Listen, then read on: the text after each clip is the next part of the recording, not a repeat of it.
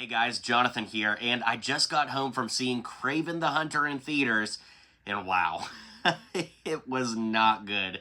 Now, earlier this week, we found out that the Sony Spider-Man Connected Universe is ending with Kraven. They're going to be focusing on Spider-Man 4 with Tom Holland, as well as the Spider-Verse movies and the Nick Cage series over on Amazon, which honestly, thank God. These Spider-Man-less Spider-Man movies are so pointless, and it feels like it's just been drug out way too far. So everything ends with Kraven, and that's where this movie gets kind of insane for me. Now, right off the bat, before I get into spoilers, I did not really care for this movie, but I haven't really liked any of these Sony movies, all 6 of them that is, so I thought, why not end out my movie reviews for the year by ranking all 6 Sony connected Spider-Man movies. We'll do that at the end of this video, so let's get into spoilers now for Kraven the Hunter.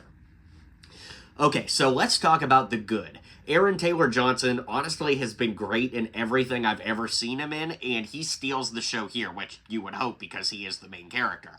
As we're watching it, I really feel like he could have been a very good Kraven in like a Marvel universe where he could fight against Spider-Man, but of course he's poised here kind of like an anti-hero, basically he's killing bad guys. He's kind of like a John Wick sort of character, and there's a lot of like wannabe John Wick action in here, and when I say wannabe, I don't actually mean that as a slight to the film. I actually really liked a lot of the action in this. There are some brutal kills, and overall, I thought that the action was definitely really cool. Yeah, there's some very gimmicky moments, and I roll and laugh out loud because it's so zany and, you know, whatever moments, but overall, as an action movie, I think that this had just as much action and violence as the worst of the worst when it comes to, like, Venom movies or things like that with him, like, you know, biting people's heads off or stuff like that. So, honestly, I really, really liked that element. So, the good is we had some pretty decent action, if I do say so myself. Don't expect a John Wick movie, but not bad for what it was,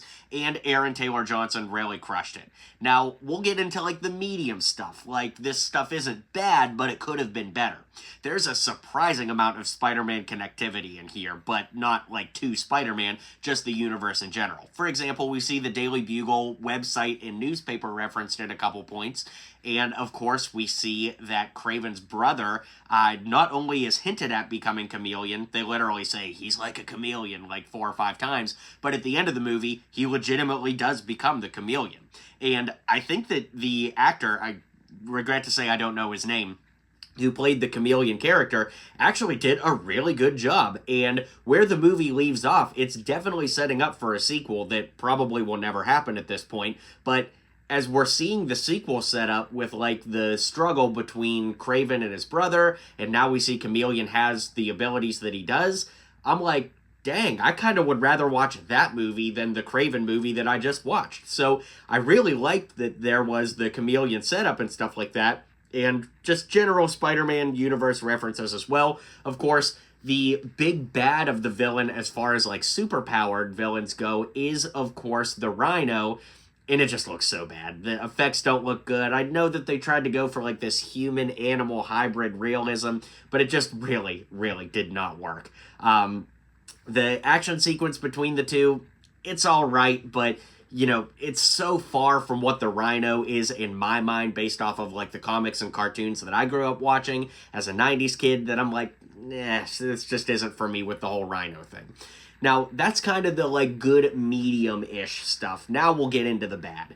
Honestly, with the exception of Aaron Taylor Johnson, who really was acting his butt off with what he was given, a lot of the acting in this feels very hollow, phoned in. There's a lot of cuts, like you'll notice if you watch Madam Web, where, like, the characters are far away, so they're obviously doing, like, voiceover ADR for exposition and stuff like that. There's some of that in this movie, but nowhere near as bad as it was in Madam Web. So, you know, the acting was all over the place. Some people were better than others, but generally speaking, as an aggregate, I really feel like Aaron Taylor Johnson, and as I was mentioning, the actor that played Chameleon, were really the only two that did something crazy here, and that's nuts considering Russell Crowe is in this movie.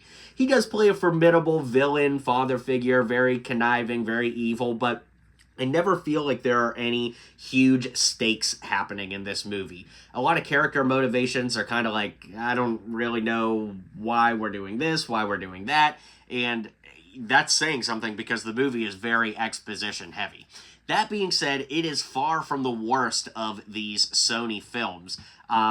And like I said, I really dug the action, and I want to speak to the cinematography too. This isn't some Christopher Nolan level, epic cinematography, but there is a lot of neat atmosphere in this with big, wide-scaping outdoor shots. I have no idea where this was filmed.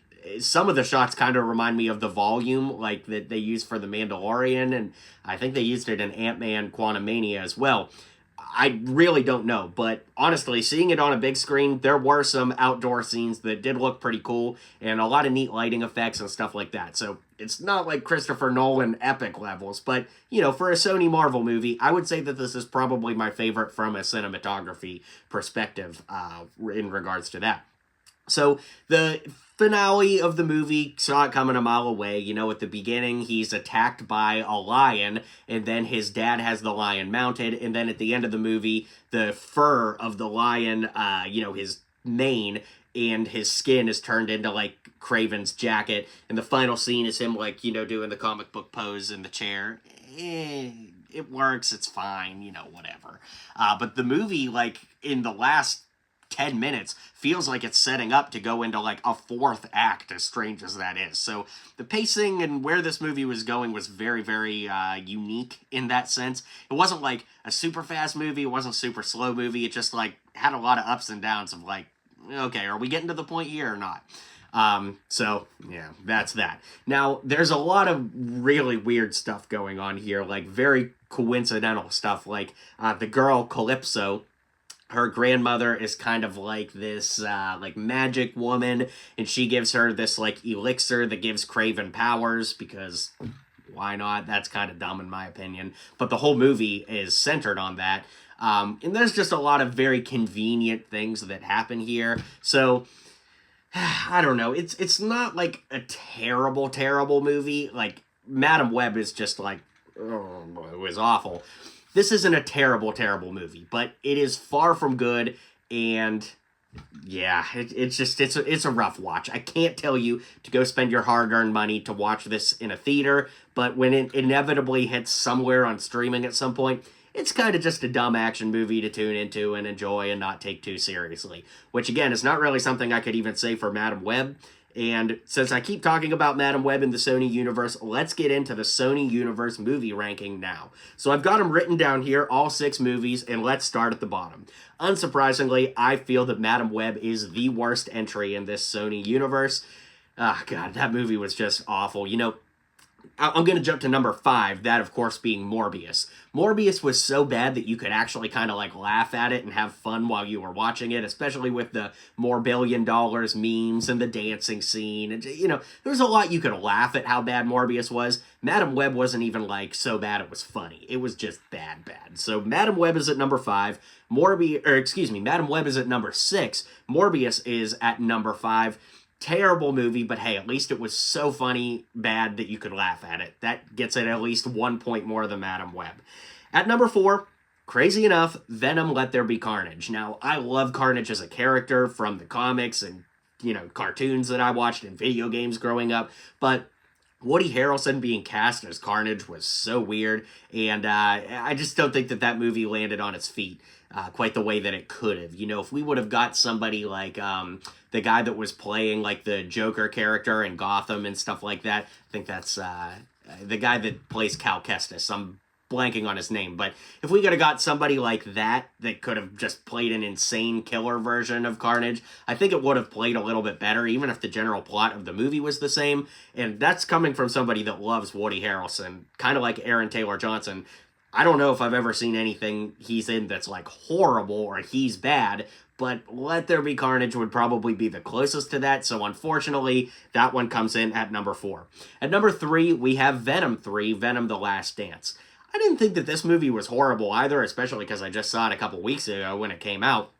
But at the same token, never really was a big fan of these Venom movies to begin with. It's just hard to do Venom without Spider-Man, and Venom the Last Dance, I don't know. It's like, you know, the movie opens up with him coming back from No Way Home, and like that didn't mean anything. The post-credits scene where Venom like licked the screen from that previous, it all added up to nothing, and it kind of felt like the Venomverse, if you will, just kind of died without a spark. So yeah, it's coming in at number 3. At number 2 is actually Kraven the Hunter. You know, that's like saying this is my favorite piece of black licorice when most people hate black licorice, myself included. But, you know, it wasn't awful, but I do give the number 1 spot to the first Venom movie. I think that movie had a tall order to sell us on a Venom without Spider-Man and his origin story, and at least it did something kind of original, and Tom Hardy's Venom is a very unique take on the character, and at least it did something original without completely decimating the character. It stayed kind of true to the lore of Venom in general. It set up 2 more movies that both, I think both movies did okay at the box office. I don't think that they were like complete bombs. So it did set up its own like slight little universe, and you know, there's got to be merit to that, because if the first movie can't stand on its own, certainly the next 2 aren't going to either. And you know, I think that there's some accolades there, and I feel like most people would probably agree the Venom film is the best of these 6 Sony movies. But thank goodness the Sonyverse is over, and we will never have to worry about it again. So Kraven the Hunter, that's all I got for you guys. I cannot recommend you spend your hard-earned money to go see this in a theater, but if you want to have a big dumb laugh at a big dumb action movie when it comes to streaming, I'm sure you can do just that. So let me know your thoughts. Be sure to hit like and subscribe. Hope the holiday season's treating everyone well out there, and I'll see you guys on the next video.